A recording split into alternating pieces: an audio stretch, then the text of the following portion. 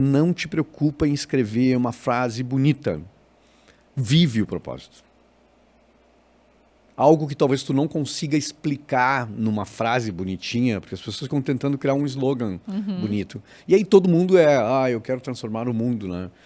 Então eu acho que tu precisa viver o propósito e uma hora dessas ele vai surgir como uma frase para ti. Qual é a tua melhor entrega? Aquele teu jeito único de fazer o que tu fazes? Saber responder a essas perguntas, eu garanto, muda o jogo. Tanto que hoje eu me permiti quebrar minhas próprias regras e começar o Blá Blá Blá de uma forma diferente. Isso porque aqui comigo, talvez ele não saiba ou não tenha dimensão, tá um dos responsáveis por esse podcast que visa contar as histórias pessoais por trás de marcas e projetos. Foi com ele, o maior estrategista de marcas pessoais do Brasil, que eu aprendi primeiro à distância, através dos seus livros, e depois de uma forma um pouco mais próxima, na primeira turma do seu curso, a importância de contar as nossas histórias e de valorizar os nossos atributos. Por isso, nada mais justo do que hoje iniciar, ou melhor, fechar a terceira temporada com uma pessoa muito especial aqui ao meu lado, que eu confesso com todo respeito por todo mundo que já passou nessa bancada, que por mim estaria aqui desde o dia 1. Mas a agenda dele não é fácil. Olha, vocês vão entender por quê. Antes de apresentar oficialmente para vocês quem é o meu convidado, eu quero dizer que quando ele me deu aulas, eu saí gritando pela casa. Quando ele começou a me acompanhar no Instagram, eu quase tive um troço, confesso, não tem outra palavra para definir. Quando a gente começou a trocar mensagens pelo WhatsApp, ele começou a comentar nas minhas publicações, que eu até paro de trabalhar e fico ali lendo e relendo, confesso, eu tive vontade de sair dançando. E olha, eu vou dizer uma coisa, Arthur Bender, eu não sou daquele perfil de pessoas, tu me acompanha, deve saber, que dança na internet. Mas eu acho que hoje... Esses dias eu até dei uns pulos, confesso, porque meu método foi parar em São Paulo, fiquei muito emocionada. Opa. Acho que hoje eu vou repetir esse feito e vou dançar no Instagram, porque é uma honra te ter aqui. E já aproveito para iniciar com uma pergunta. Quando a gente tem vontade de sair saltitando só de estar na presença de uma pessoa, isso é marca pessoal? Bem-vindo. Muito obrigado, sim, obrigado pela oportunidade de estar aqui, para te acompanhar. Sou apaixonado por narrativas de marcas, então acho que a gente comunga das mesmas ideias. E eu digo que tem tudo a ver, porque quando a gente goza de boa reputação, quando a gente vai falar com alguém que é uma autoridade, a gente normalmente, eu uso isso, a gente entra vendido. A gente já entra tentando tirar o atrito dos contratos, né? A gente tenta ter a maior fluidez possível. Então eu acho que criar essa aura de valor, de percepção de valor, ser desejado, ser respeitado, tem tudo a ver com o que a gente constrói com o personal branding. Ah, que bom. Eu dizia há pouco aqui pro Douglas, que está fazendo a captação do nosso podcast, eu dizia, aí Douglas, eu vou contar um pouco da minha trajetória com ele. É quase assim como eu namoro com ele, mas ele ainda não namora comigo, porque ele ainda não está sabendo, né? Então é mais ou menos isso aí, mas que legal. E eu estou muito feliz de estar aqui contigo, tá? Muito feliz mesmo, assim. Que bom, para mim é uma honra, né? Como eu digo, é o meu mestre, então é uma pessoa que eu realmente tenho como não só o maior estrategista do Brasil, mas pelo menos para a Paula Blas é a maior referência e acho que é isso que importa, boa. O que significa sempre pra gente, né, Arthur? Significar na mente da gente. Né? Exatamente. Bom, Arthur, pra gente começar, então, eu sei que tu deve receber muito esse tipo de pergunta, mas inegavelmente eu gosto pelo menos, né, de colocar toda a audiência mais ou menos no mesmo nível de consciência. Então eu queria que tu explicasse pra gente por que, afinal de contas, é tão importante, de uma vez por todas, as pessoas entenderem o que é personal branding e a importância de se enxergarem como marcas. Eu sou suspeito, tá, Paula, porque trabalho desde 2001 com personal branding, desde a criação do conceito, e eu digo para as pessoas assim, eu estive em Portugal, aí tava uma senhora, a senhora do café, onde eu estava dando palestra, me perguntou assim, o senhor fala sobre o quê? E era uma senhora, assim, né? Eu disse, olha, eu falo sobre marcas pessoais, e ela foi meio assim, que diabo é isso, né? E eu disse assim, não, é a senhora se assumir com o seu nome e seu sobrenome e fazer gestão da sua trajetória, da sua carreira, da sua vida, né?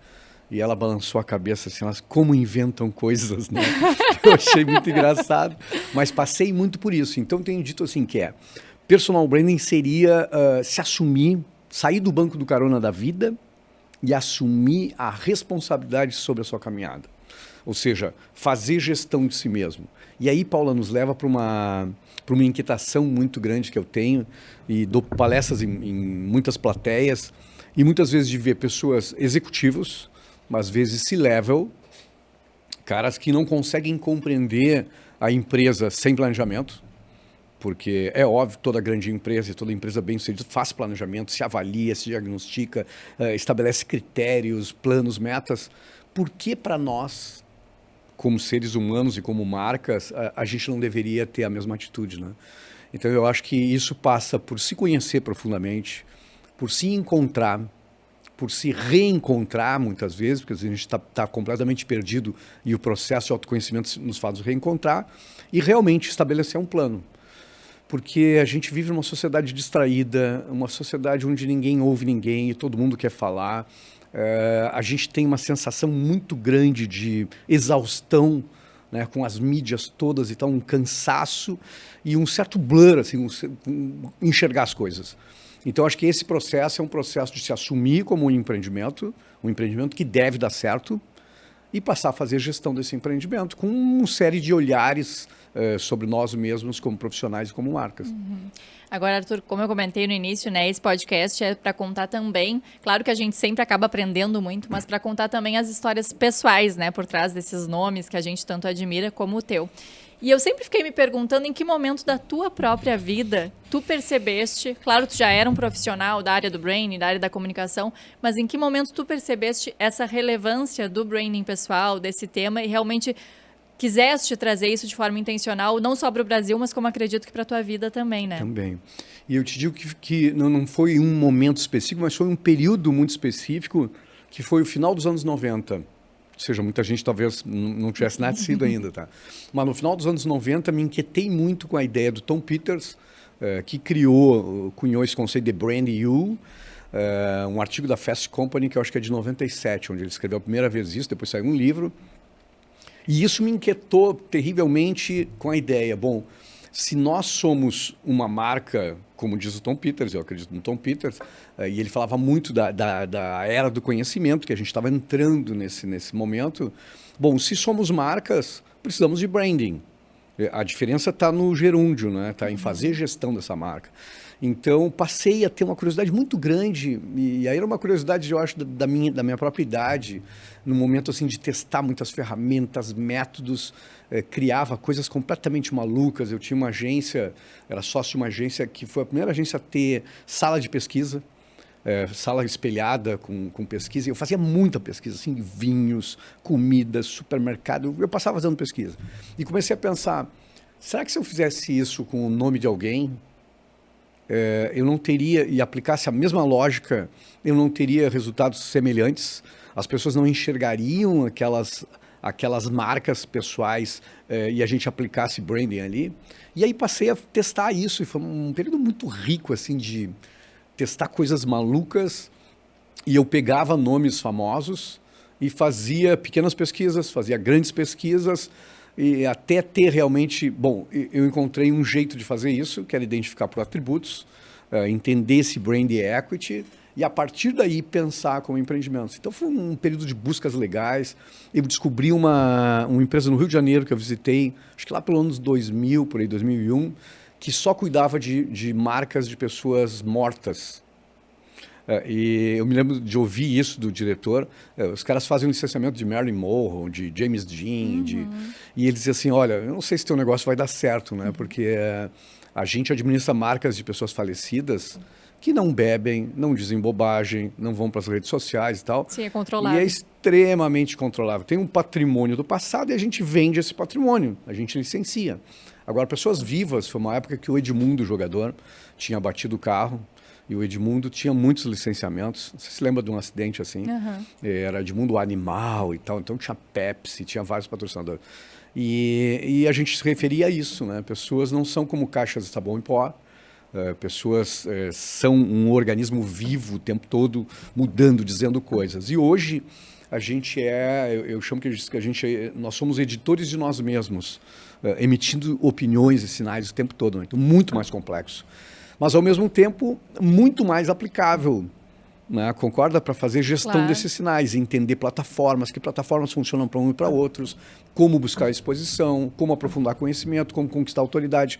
Então, eu passei a ver que isso funcionava, E aí sim, comecei a fazer trabalhos pagos e alguns trabalhos relevantes. A Angélica para a Rede Globo foi um trabalho muito importante, porque ela estava completamente perdida naquela época da carreira, não sabia se ia ser cantora, se ia ser entrevistadora, se ia brincar com crianças ou igual a Xuxa. E aí eu fiz esse diagnóstico das 4, que era Xuxa, Babi, Eliana e Angélica. E foi muito legal enxergar essas 4 mulheres em atributos e entender todos com ativos interessantes, mas com coisas diferentes. Uma mais moderna, da MTV, a Xuxa mais com criança, a Rainha dos Baixinhos e tal. Então, é isso. E a partir daí a gente começar, o que a gente faz com essa massa? E a partir daí eu comecei a fazer. Muito legal. E foi muito legal. Não, e tu falavas agora há pouco hoje é mais fácil, né? E realmente acho que isso é uma das coisas que sempre fez eu te acompanhar. Além de outros atributos da tua marca, mas essa questão de alguém que soube trabalhar a marca pessoal quando a internet não era o que é hoje em dia. Porque hoje o que a gente vê é muito mentor de marca pessoal. Claro, existe muita gente boa, né, Arthur? Mas como em todas as áreas, muita gente também que se vende por uma coisa que não entrega, né? Tem muita gente rasa, Paulinha. E eu digo o seguinte, muita gente rasa, tá? Eu posso dizer isso. E tem uma coisa que eu brigo muito contra, que é quase uma pirâmide.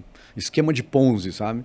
É uma pessoa fraca, sem base, sem track record, ensina outra muito fraca, totalmente inexperiente, que sai daquele curso já para criar o seu curso.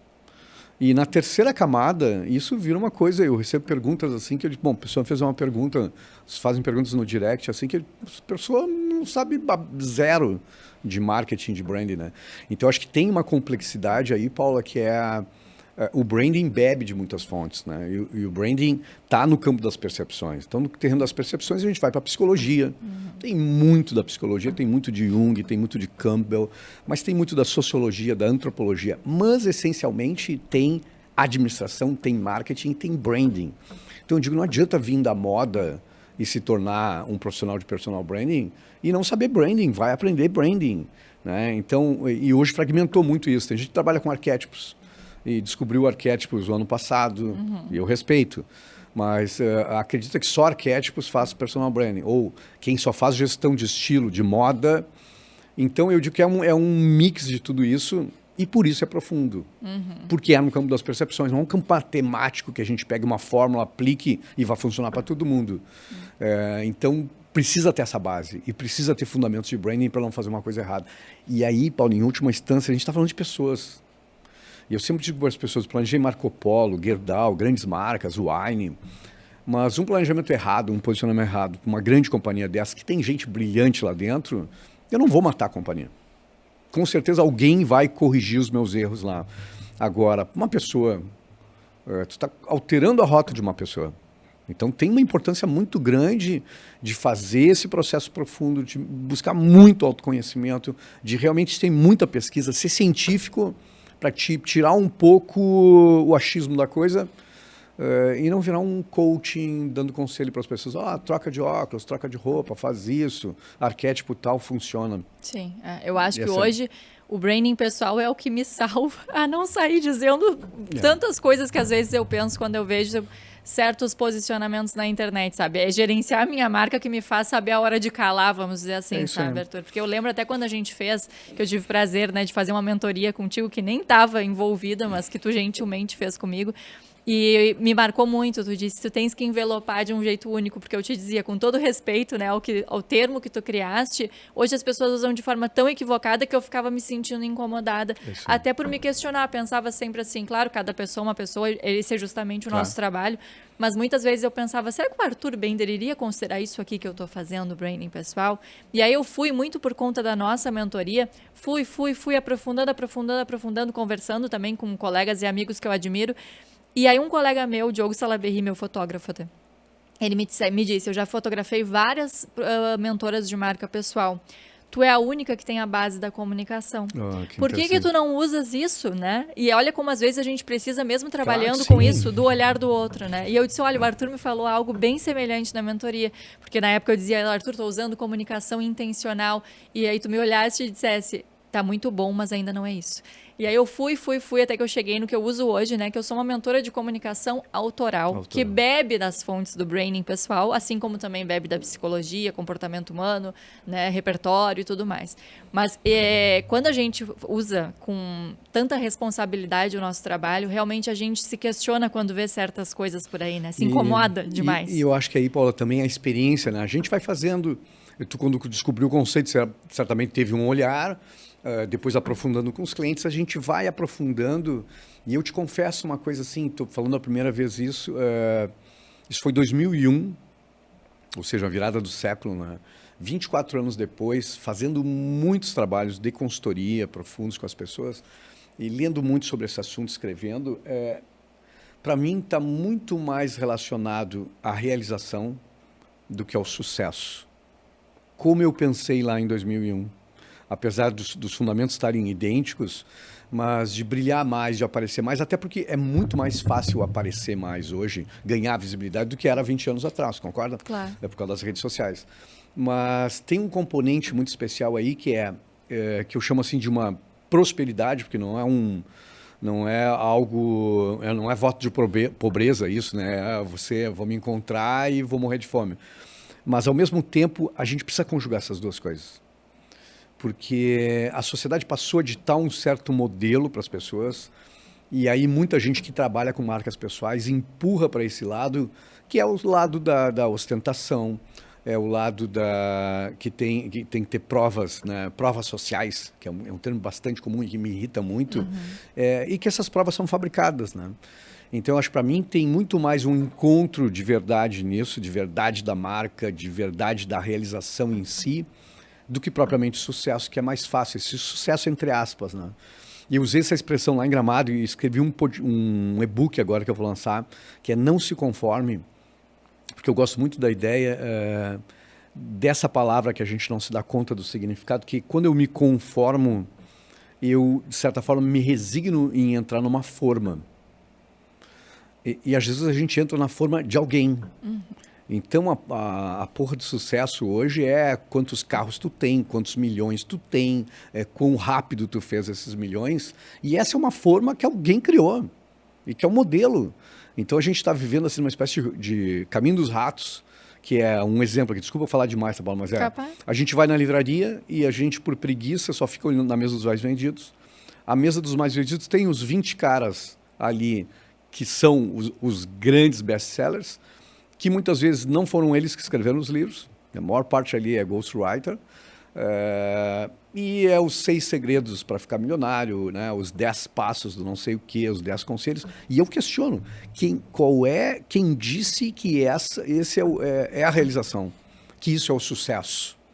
Tá? É um certo padrão que a sociedade está impondo, ou seja, e às vezes a gente olha para esses milionários, e eu tenho muitos amigos milionários, alguns bilionários, que são infelizes e que tem problema com a família e que não falam com os filhos e tomam remédio para acordar e remédio para deitar e tem uma vida infeliz além dos milhões. Então eu acho que a gente deveria se questionar um pouco, não se conformar, que esse não é o padrão para todo mundo. Eu conheço gente muito mais humilde e muito mais realizada com o que fez, com uma obra pessoal. Então o meu olhar tem vindo para esse campo, que eu acho que esse campo da prosperidade com realização, tá? Ou seja, te sentir com encaixe perfeito, com fluidez, né? Nasci para fazer isso, me descobri, me conheci, ganhar dinheiro com isso, mas encontrar a realização.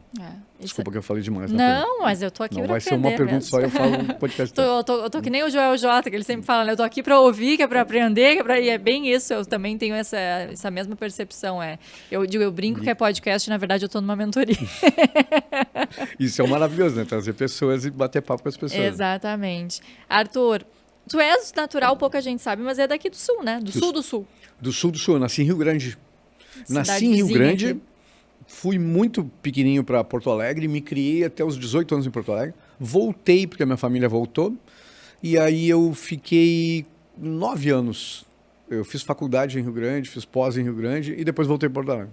Então eu tenho um carinho muito grande pela Zona Sul. Sim, sim. E sempre que eu comento isso com alguém, a pessoa nunca pensava. E eu, Muitos amigos jornalistas da Universidade de Pelotas, amigos. Eu tenho um compadre que fez aqui em Pelotas e que hoje, muitos anos está em Brasília, que é um grande jornalista e escritor. Então tenho bons amigos dessa época que gosto muito. Que legal. Bom, e aí eu recebi uma pergunta, porque eu brinquei, né, na internet, ali nos meus stories, né, com as pessoas mais próximas. Eu disse, olha, quero ajuda para fazer essa entrevista, porque quando a gente admira muito alguém, às vezes é quando a gente mais precisa do olhar dos outros para não ficar naquela coisa, né, muito focada ali em nós.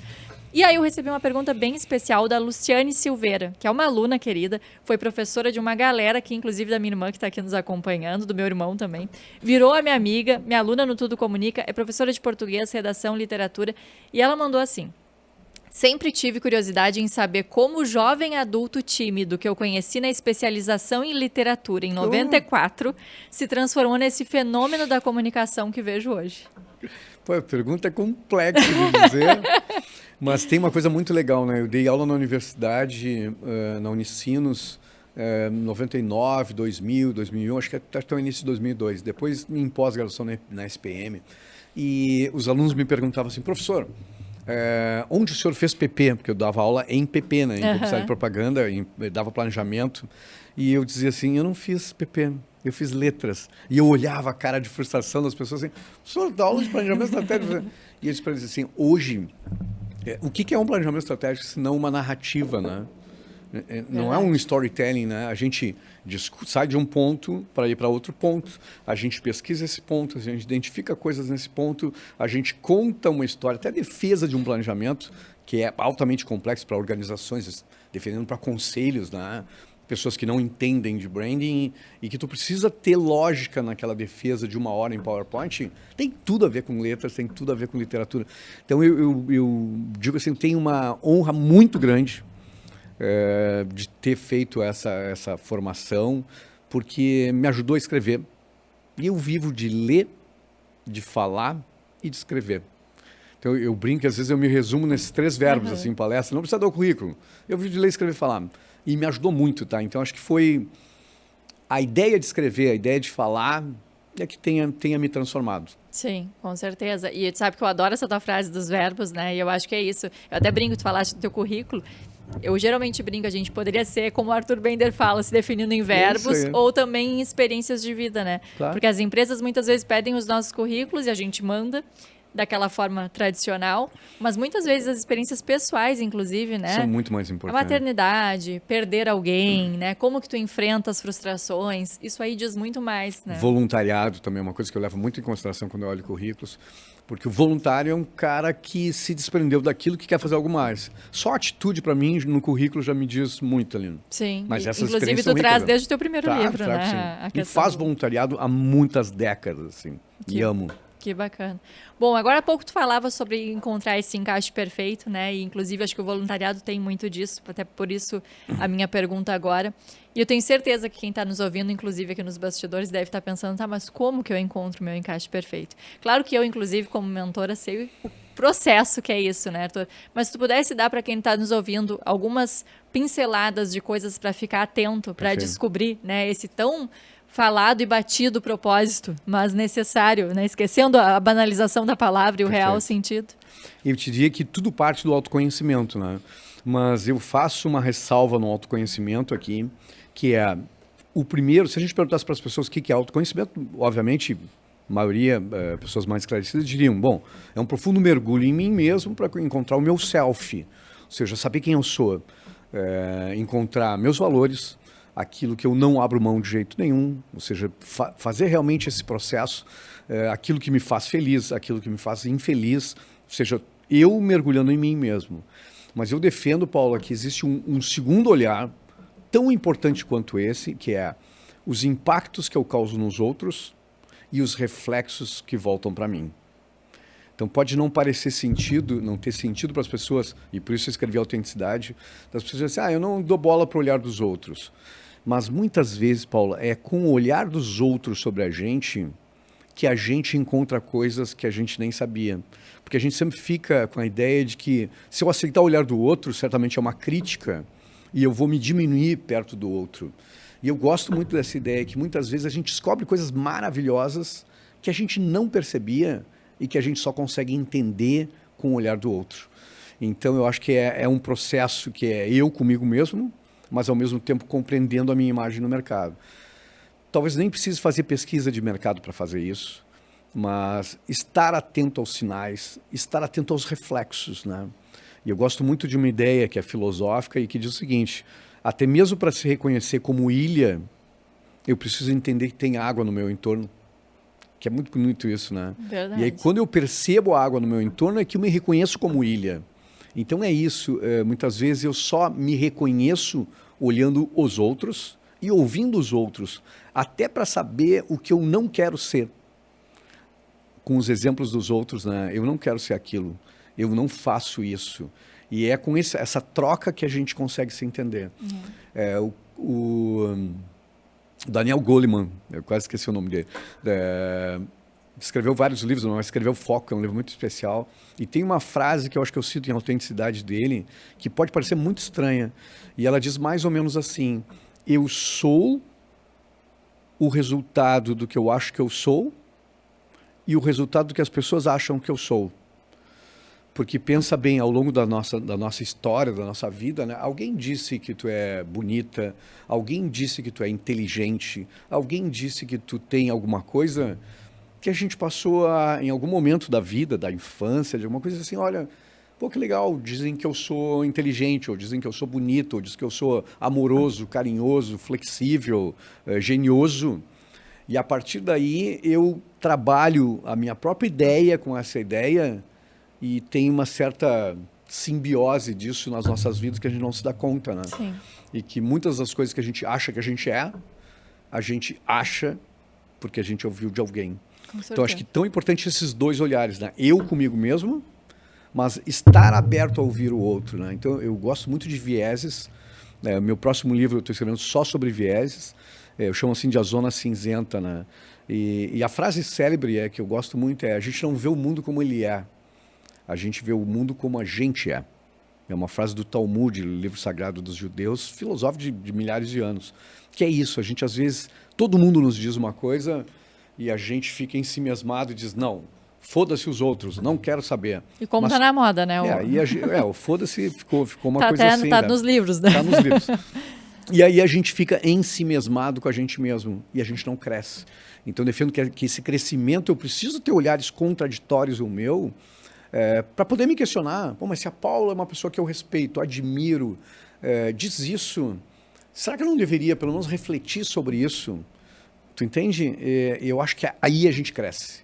Quando a gente se fecha, a gente fica inflexível, a gente quebra, rígido, e a gente fica ensimesmado com a gente mesmo. E que eu acho que a gente fica menor. Mas chega a incomodar, né? Quando a gente percebe o quanto as pessoas não querem fazer esse trabalho duro, né? Que não é fácil, realmente. Essa é a parte muito dura, a parte difícil, e eu acho que é a parte mais importante, Paulo. Então, para quem está nos ouvindo aqui, passar por esse processo, eu digo assim que ele é doloroso, porque às vezes, obviamente, a gente encontra coisas que a gente não pensava e que são negativas, mas ele é libertador. Ele é libertador. Tem, assim, contaria casos aqui, horas, assim, de pessoas que jamais tinham pensado nisso, meus clientes, e quando pensaram nisso, se machucaram, assim, como assim? Por quê? Mas, ao mesmo tempo, foi um processo libertador de entender, olha só, é só eu ajustar um pouco os sinais aqui, eu não vou despersonalizar a pessoa, mas a compreensão do que eu sou e do quanto eu afeto os outros me deixa muito maior. Com certeza. Sabe que eu penso muito, eu costumo dar exemplos que eu mesma vivi. Que primeiro eu cresci achando que eu não era uma pessoa que gostava do campo, né? Porque meu pai tinha chácara e eu dizia que eu detestava, porque alguém disse, a Paula detesta, tá sempre pedindo para voltar para casa. E aí eu saí dizendo, então não gosto e quero ir no mínimo para Porto Alegre. Eu nasci para ser uma Petrópolis, né? Só que aí eu cresci, conheci meu marido, ele estava pouco, já vive essa vida do campo há muito tempo, estava pouco realmente com uma casa no campo. E aí meu pai disse, como assim? Cadê nessa De pessoa? onde é que veio a cosmopolita que agora gosta de campo? E eu também, na hora eu pensava, meu Deus, né? Será que é a fase da paixão que daqui a pouco vai passar apagar. E eu vou pensar, cadê, né? E às vezes é porque a gente nunca pensou sobre isso, não, nunca refletiu profundamente sobre isso. E eu acho que isso é muito, às vezes, até com alimentos, né? Que a gente, desde a infância, assim, não gosto disso. Exatamente. Sabe que eu tenho feito isso? Alimentos assim que eu não comia mais de jeito nenhum e que eu agora experimento e, assim, interessante, eu não gostava, não sei porquê, tinha alguma coisa...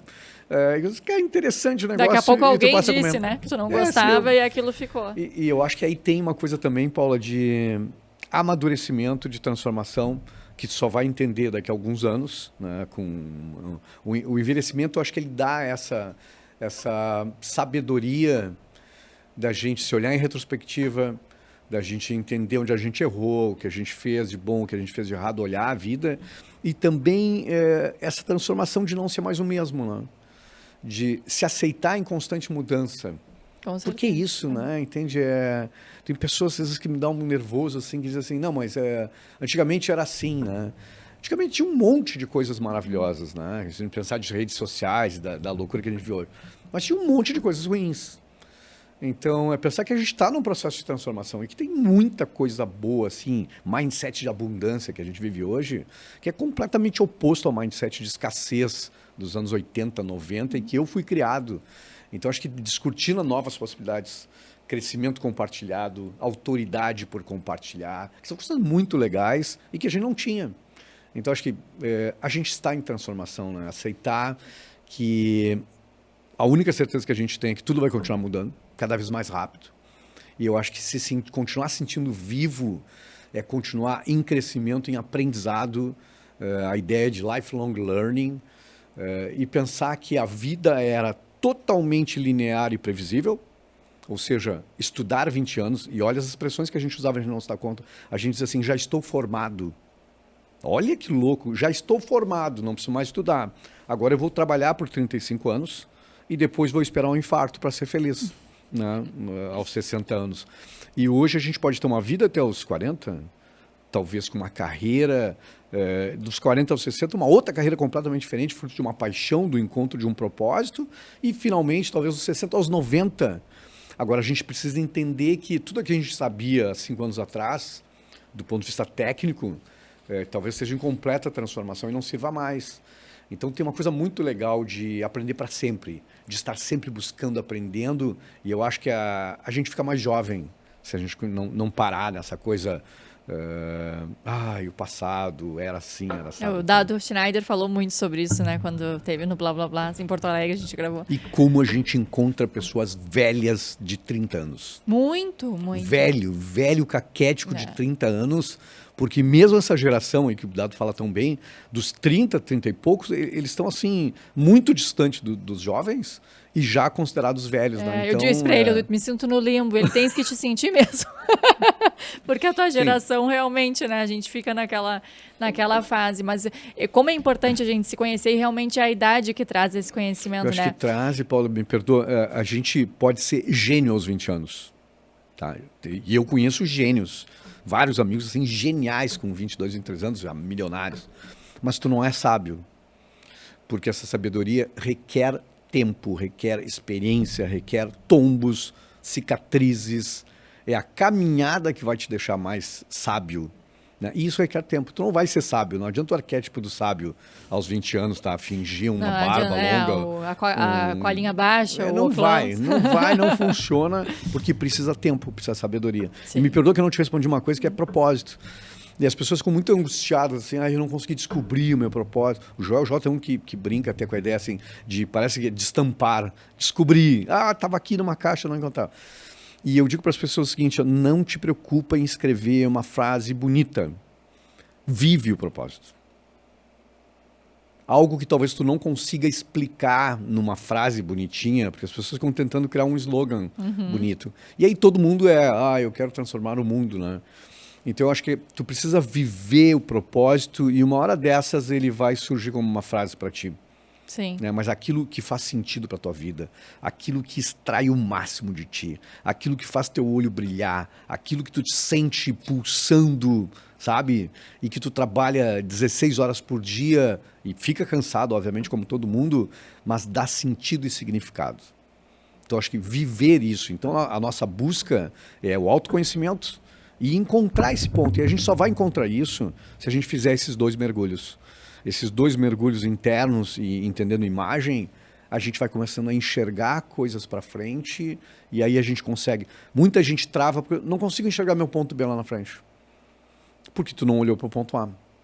Porque quando tu enxergar o ponto A, tu vai entender o ponto B. Faltou se olhar para a base, né? E aí é o fim da história do campo. Porque eu digo, que é o que eu dizia, não gosto do campo porque me disseram que eu não gosto do campo. E na verdade, hoje, com a maturidade que eu tenho, como pessoa física e também como mentora, porque a gente vai somando tudo isso pra gente, eu vejo que o que eu não gostava é porque meu pai dizia que ia voltar no mesmo dia e não voltava. Meu pai já faleceu, mas eram separados. E eu queria voltar para minha mãe, porque eu era criança. Claro. E até hoje eu sou assim. Não era o campo, mas era estar distante. Era estar distante e receber uma informação que não era cumprida. Então, até hoje eu sou assim. Eu valorizo muito o comprometimento, tanto meu com as outras pessoas, como espero isso, né, das pessoas. Claro, a gente não pode esperar que sejam como a gente, mas inegavelmente algumas coisas a gente valoriza mais que as outras, né, Arthur? Então, eu acho que é isso, assim, esse olhar para entender o que para ti é inegociável, o que para ti é realmente fundamental, e às vezes isso mora nas nossas histórias pessoais, né? Por isso a comunicação autoral, porque é da nossa autoria mesmo, é colocar as nossas experiências, as nossas bagagens, né, ali na nossa comunicação também. Mas eu vejo muita gente, assim, querendo o propósito e querendo também envelopar, né? E aí eu sempre brinco, eu disse, gente, o Arthur me deu uma mentoria em 2022. Eu cheguei no termo que eu uso hoje em 2023. Eu trabalho com comunicação desde que eu entrei na faculdade em 2006. Faria em 1 hora. Vocês estão dizendo que querem... Assim, do nada, do nada, então, E aí, Paulo, nos leva para essas imersões muito rasas, que é uma imersão de fim de semana, onde a pessoa faz um canvas, ela olha para ela mesma, sim, mas ela não olha para fora.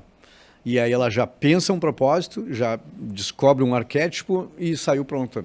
E isso não vai funcionar com a Não, é um start, né? E é um ponto de partida. Pode ser um processo interessante para um primeiro olhar, mas não dá para sair dali dizendo assim, estou planejado, aqui está o meu propósito, vou embora, porque vai ser raso, é raso demais. Com certeza. Bom, aproveitando então que a gente está nesse papo, né, sobre posicionamento, sobre comunicação, também quero te perguntar, Arthur, e aí veio essa pergunta de uma outra pessoa também, que é a Mariana Chá, uma advogada bem talentosa daqui, também minha aluna, amiga querida, e ela perguntou como que tu hoje, né, com essa consciência de hoje, esse mundo de hoje, gerencia a tua própria marca, a tua própria, Arthur.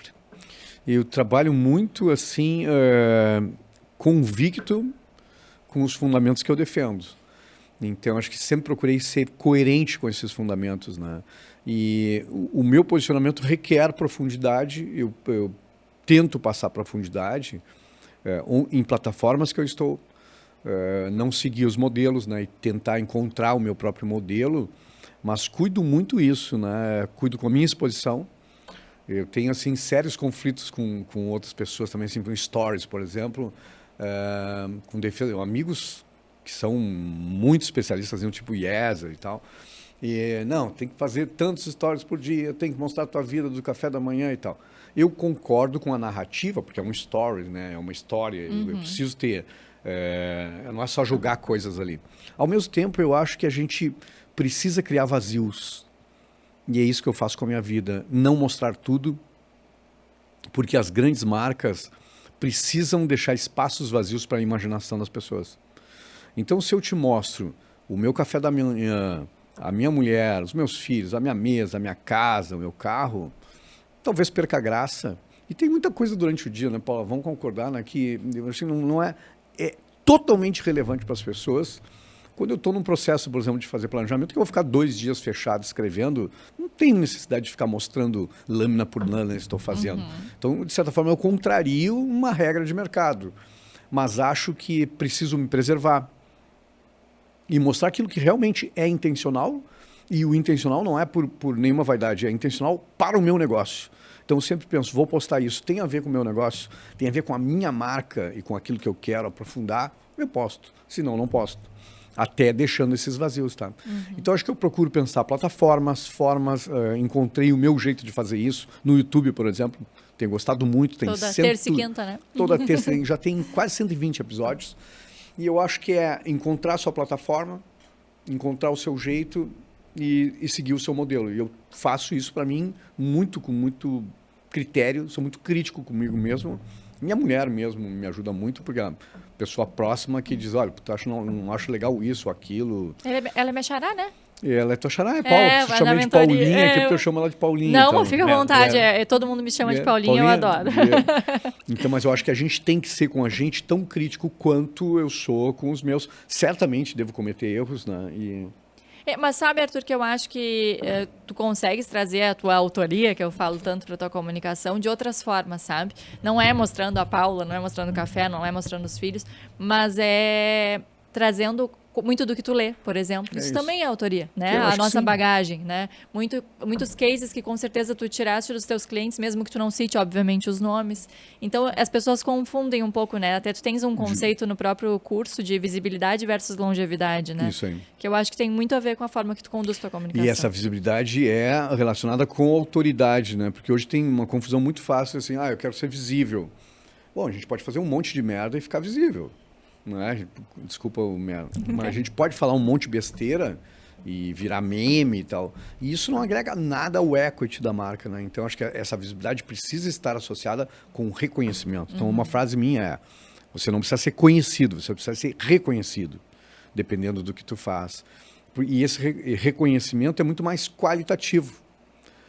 A ver com o teu brand equity, né? Com o significado da tua marca e não com qualquer associação. Hoje, o processo que irrita bastante é o processo de ostentação, né? E eu já tive com vários amigos essas discussões, assim, que ostentação é sexy. Sexy, como os americanos dizem, assim, né? É óbvio que a gente faz uma associação. Porra, o cara tá num puta carro, tá num carro de 6 milhões, é óbvio que o cérebro vai disparar. Ou se esse cara tem um carro de 6 milhões, uma Lamborghini, ele deve ser muito rico. E ele deve ser muito rico porque é bem sucedido. Mas isso não garante tudo. Entende o que eu quero dizer? Porque as pessoas descobriram a maldade disso e começaram a alugar supercarros, né? Então sugere que está no carro, não diz que é para não mentir, mas também não diz que não é. E eu acho que aí a gente entra num jogo sujo dessa prova social de crescimento. E me leva ao meu ponto que para todo mundo não precisa ser o mesmo reconhecimento, concorda? Claro. A realização não precisa ter muitos carros, nem mostrar os seus milhões, as suas lanchas, porque sempre vai ter alguém com... posso contar uma coisinha rápida aqui, né? Eu acho que eu escutei acho que do Jacob Petri, né? Que eu adoro ele, e ele estava contando que passou um tempo com um amigo na Europa, alguns amigos, e o cara tinha um iate na Europa e passearam alguns dias com esse iate como convidados, vários casais, e o iate era tão grande e tão fantástico, que tinha um livro dentro do Pop Yacht, tinha um livro de arte com os 10 maiores e mais lindos iates do mundo, e estava lá a foto do iate. Então, as pessoas estavam assim, o dono deslumbrante com aquilo. Até que, no segundo dia ou terceiro dia de viagem, encosta ao lado um iate de um sheik, que era tão grande, que era tipo 3, 4, 5 vezes o tamanho do iate dele, e tinha atrás um outro iate, tipo combinado, assim, que era só para um apoio. E esse barco de apoio, esse iate de apoio, era maior do que o do dono do iate. E causou uma frustração terrível, assim, porque, de certa forma, estávamos vivendo uma experiência do melhor do mundo e daqui a pouco tem alguém maior.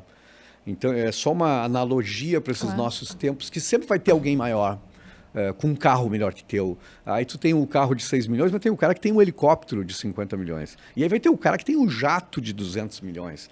Entende? Então, e essa busca fica infinita. E aí eu gosto do Clóvis de Barros Filho, que ele diz assim, cara, eu já descobri isso, ele tem a minha idade, é um saco sem fundo, é um buraco existencial, que tu vai jogando coisas lá para dentro. Mas isso não vai preencher o buraco. O buraco vem da realização. Você sabe que tem uma palestra do Clóvis que eu acho que eu já assisti sem adoro mentira, ele, umas cara. 30 vezes, porque é uma palestra que quando eu percebo assim, tô esmorecendo, sabe? Não tô num dia legal. Tu vai com ele. Eu vou lá e ele fala justamente isso. A gente tem que buscar a nossa felicidade a cada momento e a nossa, né? Então, eu tô aqui com o Arthur, eu tô aqui com o Arthur, eu vou dar o meu melhor nesse momento e o resto eu vejo quando chegar a hora do resto, né? Mas é ali que mora a nossa felicidade. E ele fala aquilo com uma paixão que não tem quem saia igual, sabe? Porque eu acho que tem um jeito de falar muito característico, muito original dele, que é maravilhoso, que toca, que né? Toca. Tu vê uma verdade ali. É. Então, acho que isso é muito importante, a gente pensar sobre esse buraco existencial, que talvez se cure com terapias e tal. Mas eu te dou um exemplo, Paula. Eu tenho alguns clientes muito milionários, muito que eu estou falando de centenas de milhões, e que realmente se sentem perdidos. Então não é uma filosofia de pobre, assim, tá? Olha, os ricos não são felizes. Não, tem muito rico feliz, obviamente. E acho que a prosperidade te proporciona cultura, lazer, sim, não é a riqueza o problema. Não é a riqueza o problema, é como tu lida com ela para a tua realização, tapando esse buraco. Então acho que aí tem um ponto que tu vai dizer assim, bom, mas isso é o campo da psicologia. É um campo de eu te ajudar como marca a te encontrar. E eu acho que isso é tão importante que não sei se acontece contigo, mas comigo, várias mentoradas começam a fazer terapia. Algumas, inclusive, eu recomendo, né? Porque eu penso, não é aqui que tu vais encontrar o que tu estás buscando. Mas outras não é nem por isso, é porque se apaixonam pelo processo de se pensar. Como isso é legal. E ao contrário, eu tenho uma amiga psicóloga muito famosa que lida com teoria do esquema, que é a Ana Rison, de Novo Hamburgo. Eu acompanho ela. Eu adoro a Ana, tá? Há anos, tá? E sigo ela. E ela me manda mensagem assim, você não sabe quantos livros teus personal branding eu já dei, porque aí é o processo inverso, ela entende, tipo, essa pessoa está perdida profissionalmente, ela não se acha, ela lê esse livro aqui, talvez. Até o processo terapêutico vai facilitar. Vai facilitar o processo terapêutico se tu te encontrar um pouco aqui. Tu te encontrar, que legal. Arthur, falando nos livros, vamos aproveitar porque eu tenho um quadro que são os meus 20 minutinhos, tá? Que começou como um projeto, uma hashtag, virou realmente uma comunidade, como eu digo, né? E muito mais que leitura, acho que é um projeto que incentiva a construção de repertório, né? As pausas necessárias e intencionais. E aí nem preciso dizer que eu indico muitos teus livros também, tá? É para mim e para Ana, então, que tu deve comissionamento. Tá bom. E aí eu trouxe aqui, né? Claro que depois já pedi, quero autógrafos, Personal Branding, que é um dos livros, acho que o livro mais vendido, ou um dos livros mais vendidos do segmento, né? Esse do segmento é o mais vendido. Tem quase 1 milhão de leitores e a gente está desde 2009, ele tem 15 anos. Não foi alterado, não foi Isso reeditado. Eu acho incrível, e ele segue muito atual, né? Ele segue atual e continua vendendo muito, assim, porque dos meus livros é o que mais vende e continua vendendo, assim. Eu brinco, assim, que tem muito mentor, inclusive, que lê o teu livro e acha que pode ser mentor a partir dele. Eu digo, olha, não pode se for só isso, mas que é realmente uma excelente porta para entrar no tema. primeiro start para te pensar sobre o assunto. Exatamente. Né? Depois tem a fã, né? Que traz... Paixão e Significado da Marca, né? Que é o segundo livro, isso, né? Eu li em 2022, mas ele já tem mais anos, né? Em 2013 ele foi lançado. 2013. 13. E esse 2009, né? 2009. E ele é um querido, porque eu falo de... quando tu tem 13 livros, tu fica com... Obviamente, eu domino... Personal Branding é o meu tema. Obviamente que ele acaba indo muito mais para personal branding. Mas esse livro, Paixão e Significado, tem muito a ver com o que a gente está conversando agora aqui. Sim, eu acho que é bem aprofundamento, né? Muita coisa. Eu entendo ele, assim, pelo menos na minha experiência, ele realmente aprofundou o tema para mim, sabe? Assim, tem outras coisas, né, que a gente tem que buscar ler para servir o nosso repertório, mas eu acho que ele realmente trouxe esse aprofundamento. E esse aqui é muito bom. E é o mais novo, mais recente, o mais novo, né? mais recente. Eu digo que é muito bom, não que os outros não sejam, mas eu acho ele muito necessário, né? Para tudo isso que a gente estava falando. Então, nesse quadro, eu sempre indico um livro para o pessoal que está nos assistindo. Hoje eu trouxe 3. E não é para ficar puxando o saco do entrevistado, né? Mas é porque realmente são muito bons e é a minha base, inclusive, como profissional. Assim, como e a autenticidade, eu digo para as pessoas que é uma espécie de zoom em personal branding e em posicionamento. Porque a gente caminha, hoje eu vou falar na palestra sobre isso, eu fecho falando sobre autenticidade, sobre esses equívocos que são dolorosos e que vão te fazer bater cabeça há muito tempo, né? Então, alguns mitos, né? Então, ele tem a ver com posicionamentos. Sim. Então, por isso eu aprofundo alguns posicionamentos. Eu atendo muita gente que diz assim, eu sou meio perdida porque eu sou apaixonado por isso, mas também por isso e é por aquilo. Mas aí eu fiz engenharia, e aí de engenharia eu fiz direito. E muitas vezes tu somando isso e fenizando isso tudo, dá um belíssimo posicionamento, né? E muda a ótica, a pessoa se acha perdida, porque muita gente diz, bom, se tu fez 3 faculdades, tu é uma pessoa perdida. E, ao mesmo tempo, se juntar a isso, quem sabe dá uma coisa muito interessante, né? Então, uma das formas de posicionar. Mais uma vez, é ouvir os outros, mas da forma certa, né? Não é levar isso para sua vida, assim. Eu acho que o que falta na maioria das pessoas é a ausência de uma métrica de sucesso, mas a sua, não a do outro, né? Como a gente falava. Eu vejo isso até nas mentorias, sabe? Que a primeira mentoria eu sempre pergunto qual é a tua métrica de sucesso, que tu vai pensar, nossa, valeu a pena pagar a Paula. Claro. Né? E muita gente, às vezes, não sabe responder, fica, pois é. Eu acho que é se eu me encontrar. Tá, mas o que é se encontrar? Dependendo do que é se encontrar. E eu digo, olha, tanto bom mentor quanto bom jornalista, ele tem que, ao meu ver, né, fazer perguntas sem parar. Então, não espera que eu diga a resposta. Eu vou te fazer as perguntas que eu acredito que são as melhores para o teu momento, né? Mas realmente tu precisa disso para seguir em frente. E é muito legal uma pessoa que nos confronta, né? Uma pessoa que nos pergunta, uma pessoa que nos questiona, né? Por isso eu acredito muito nisso. Né? E inclusive achei isso muito legal, porque anos depois, né? Esse ano eu li o Autenticidade e tu traz essa coerência na tua comunicação, porque tu já confrontava desde 2009, desde antes, né? Mas no livro desde 2009. Então, muito legal. Ele é uma espécie de evolução, assim. Então, as pessoas me perguntam, com o que eu devo começar? Começa com personal branding, depois vai para paixão e significado, porque vai te abrir a cabeça para propósito, para causa, para uma outra coisa. E depois, se quiser aprofundar o posicionamento, vai para a autenticidade. Isso aí, vão aprofundando. Bom, e quem quiser adquirir os livros, eu conversei com o pessoal da Livraria Vanguarda, né, que apoia os meus 20 minutinhos, e os 3 livros estão disponíveis, tá? Quando tá em falta, também a Beth e a equipe encomenda, então não é um problema, mas tem os 3 livros tanto no e-commerce quanto nas lojas físicas de Pelotas e Rio Grande. E agora, todo mês, a comunidade Meus 20 Minutinhos recebe um cupom para ter 10% de desconto, inclusive nos livros do Arthur. Então, fica atento ao meu Instagram, porque todo mês esse podcast está sendo gravado em abril, vai ao ar ainda esse mês. Esse mês o cupom é 20 minutinhos, tudo escrito, grudadinho, juntinho, mas a cada mês muda o cupom, que é para vocês continuarem nos seguindo, nos acompanhando. Então, fiquem atentos aí e adquiram, que eu garanto que vale a pena. Ó, sou a garota propaganda. Muito bom, muito bom. E falando em livraria, então, né, já que a gente está, infelizmente, se encaminhando para o final, Arthur, porque eu ouvi dizer que senão vão vir aqui. Vão vir me buscar aqui. Te buscar pela mão. O Arthur está em Pelotas porque vai fazer um evento no Sicredi, né, trazido pelo Ivan Pons e pela CPO. Isso, com o Carlos Busch e Rafa Matos, super bem acompanhado. Eu vou estar na primeira fila, porque no primeiro dia eu já garanti o meu lugar. Coisa boa. Mas antes eu quero te dar alguns presentes dos nossos apoiadores. Fico e um muito deles feliz, é a Livraria Vanguarda. Que legal. Livraria Vanguarda. Livraria Vanguarda tem há 25 anos aqui em Pelotas, depois abriu em Rio Grande também, e e-commerce para todo o Brasil. Eu quero te pedir, Arthur, gentilmente para tu abrir, para eu te contar um pouquinho sobre o presente. Sabe aquele lugar que eu adoro e que se eu vou a shopping de rua, tu me leva para loja, para qualquer outra loja, eu fico entediado em meia hora. Agora, livraria, tu me deixa horas na livraria. Não, e aquela tua estante que aparece nos teus vídeos. Meu grande patrimônio, assim. Aquela ali, tu até não te importa, né, de mostrar, porque realmente... Não, aquela eu adoro. E não é fundo falso, né, Arthur? Não, na pandemia tinha uns amigos fazendo banner com... Desculpa que eu dobrei aqui. Capaz. Vou botar aqui. Esse livro, Arthur, é do Grupo TOL. Não sei se tu conhece. Eu já assisti eles. Pois é, o TOL também tá de aniversário, tá? E esse livro, ele inclusive 20 anos de imagens e sonhos. 20 anos de imagens e sonhos. Ó. Isso ali. Olha 20 anos de imagens e sonhos. E adivinha só, quem ilustrou esse livro foi um profissional de Rio Grande. Que legal. Acho que diz na capa, me corrija se eu estiver errado, Afonso Matos? Curadoria e ilustrações.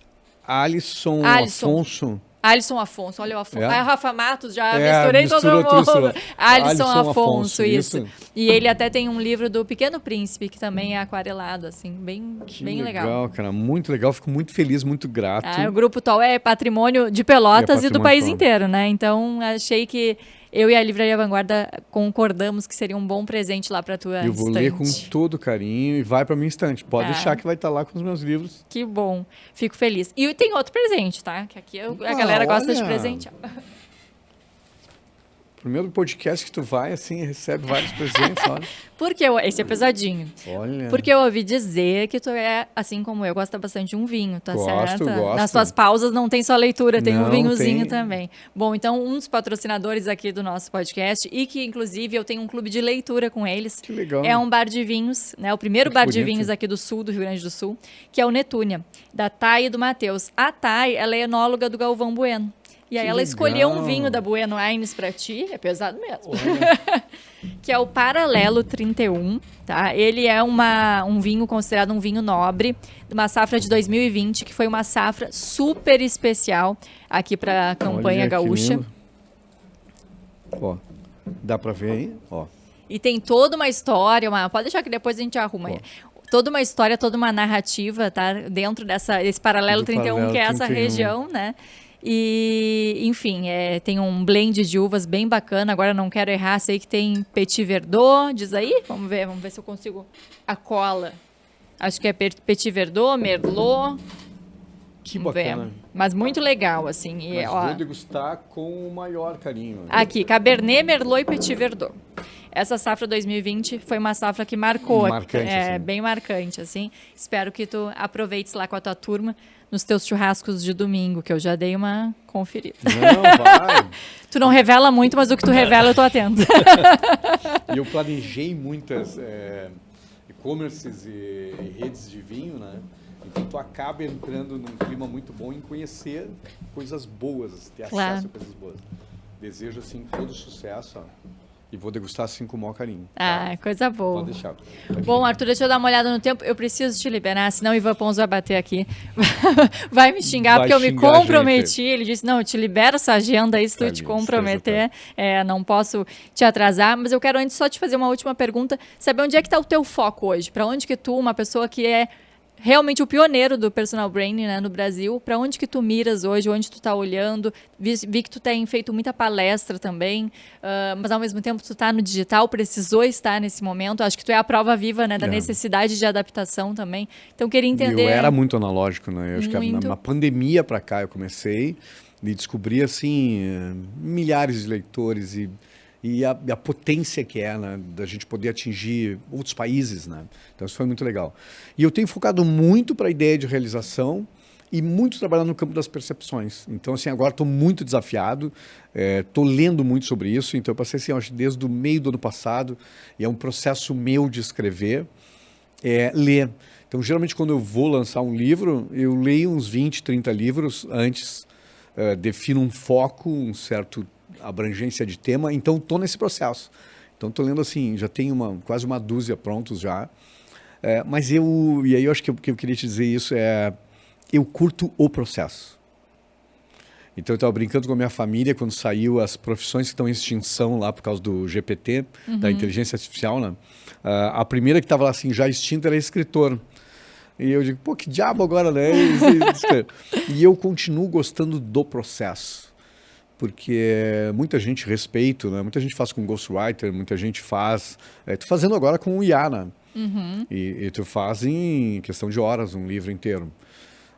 Mas tira a coisa mais saborosa e mais especial, sei que isso te toca também, que é escrever, reescrever, perder uma tarde escrevendo meia dúzia de páginas e reescrevendo 10 vezes o mesmo parágrafo. Porque eu acho que isso, para mim, tem uma analogia com a busca de realização lá, que é... Todo mundo quer chegar rápido, né? Se tu olhar o processo do livro, quero ter um livro, uso inteligência artificial, uso um monte de recurso e em um mês tem um livro. Mas tu não viveu o livro. Então, para mim, essa busca é viver melhor a caminhada, aprofundar melhor a caminhada. Porque quando eu tiver escrito o livro, eu li 20 e tantos livros, 30 livros... Então, é esse o processo interessante de escrever, ler para escrever. Eu fico, às vezes, chocado de livro que não tem referência nenhuma. E me dá a triste impressão que foi feito só com o teu próprio pensamento.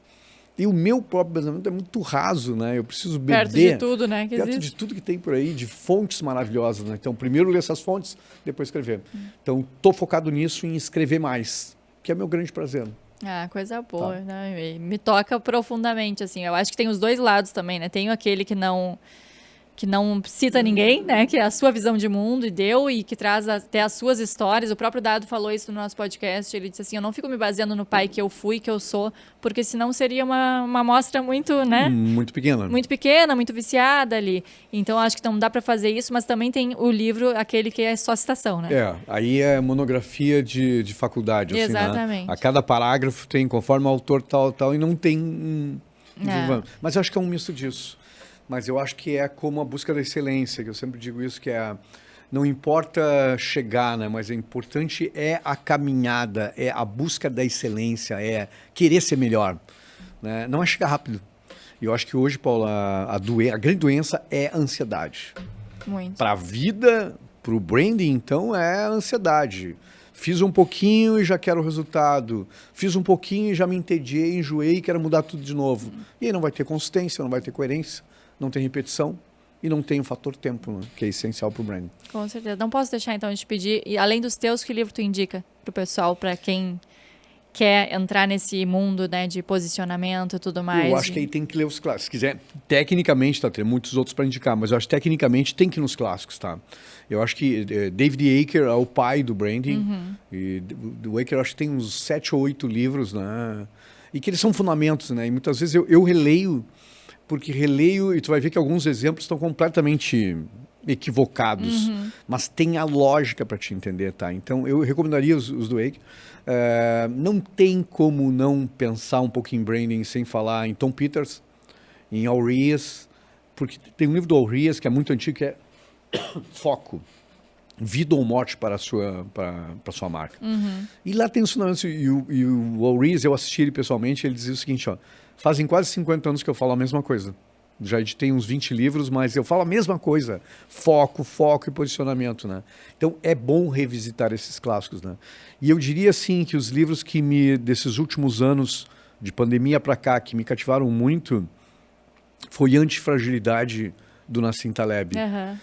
Que é um livro que tem toda a ironia do Taleb, que eu gosto desse jeito debochado dele, assim, né? Que questiona tudo. Mas é um livro que te faz pensar muito sobre a lógica do crescimento. Foi a parte que eu me olho muito, que é algumas coisas a gente não pode tocar que vão quebrar, né? Que é um cristal. Mas massa de pão tu tem que sovar. Ela só vai crescer se for sovada, né? Isso tem a ver com o ser humano, com o crescimento. Eu acho que quando a gente é meio cristal ou é meio aço, não sai daquilo, né? Então acho que tem que ser meio massa de pão, sabe? Onde eu faço da minha narrativa, da minha história, das minhas quedas atuais, das minhas quedas antigas, das minhas cicatrizes, essa massa e que me coloca em movimento, em sensação de crescimento. Essa então, comparação eu vou pegar para mim, tá? Eu já li o livro do Taleb, mas claro, também são tantas coisas que às vezes a gente... Momentos de vida também, né? A gente passa por coisas que a gente não usou e que hoje usaria. Mas a minha família tem padaria, né? Então eu adorei. Bom exemplo, tá? Acertei no exemplo. Acertaste no exemplo. Arthur, poderia ficar horas aqui, né? Tanto conversando como amigos, como uma jornalista para conduzir, para que tu traga o teu melhor para as pessoas. Como uma mentorada, nem se fala, então, meu Deus, poderia ficar, acho que a vida inteira. Mas eu preciso te liberar. Eu te agradeço muito o carinho, toda a tua atenção. Agradeço todas as nossas interações que sempre foram muito legais. E esse espaço da gente poder se olhar, que a gente batalhou tanto tempo, né? É verdade. E que a gente possa se encontrar mais, que a gente possa crescer juntos. Muito obrigada. Tá? Obrigada mesmo pelo tempo, disponibilidade e confiança. Obrigado pelos carinhos, assim, eu vou levar... E vou apreciar, assim, com todo bom gosto. Assim, tá? Então tá. Faz uma foto e me manda. Não precisa postar, me manda. Tá. Pode deixar que eu te mando aí, tá? Quer deixar uma mensagem final, então, pro pessoal? E eu tô muito agora focado com a minha mensagem em cima do não conformismo, tá? Então, eu acho que a gente se conforma muito fácil.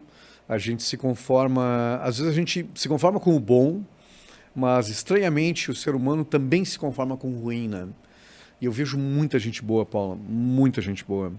Gente que tu vê que tem conteúdo, que tem capacidade, que tem princípio, que tem valores, mas que se conformou que o mundo é assim e que eu não vou vencer desse jeito, então acaba tendo uma entrega não prazerosa e que vai ser uma entrega mediana, medíocre, e que às vezes é só reolhar tudo isso de novo e encontrar o seu ponto, né? Então eu diria, não se conforme.